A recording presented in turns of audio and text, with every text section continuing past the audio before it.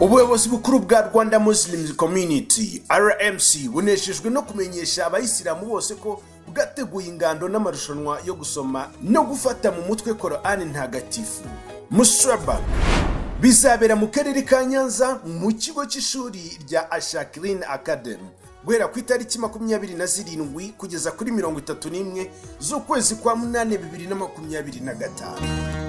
Izo ngando n'amarushanwa bizabazirizwa n'amajonjora azakorerwa mu turere twose hagati ya tariki ya 18 na 24 z'ukwezi kwa 8, aho abazahiga abandi muri ayo majonjora aribo bazahagararira uturere twabo muri izo ngando n'amarushanwa.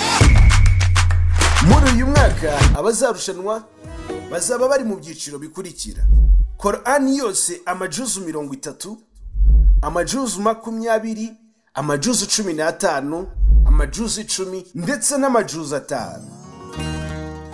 Ubuyobozi bukuru bwa RMC buboneye umwanya wo gushishikariza ababyifuza kwihutira kwiyandikisha mu turere twabo kugira ngo bazitabira ayo majonjora, kuko ariyo azafasha mu gutoranya abazitabira izo ngando n'amarushanwa.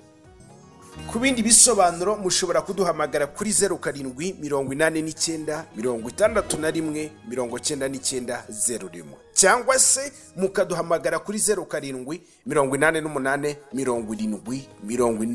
80 Sibomana Salim, umunyamabanga mukuru wa RMC, niwe washyize umukono kuri iri tangazo. He ni Voice of Africa.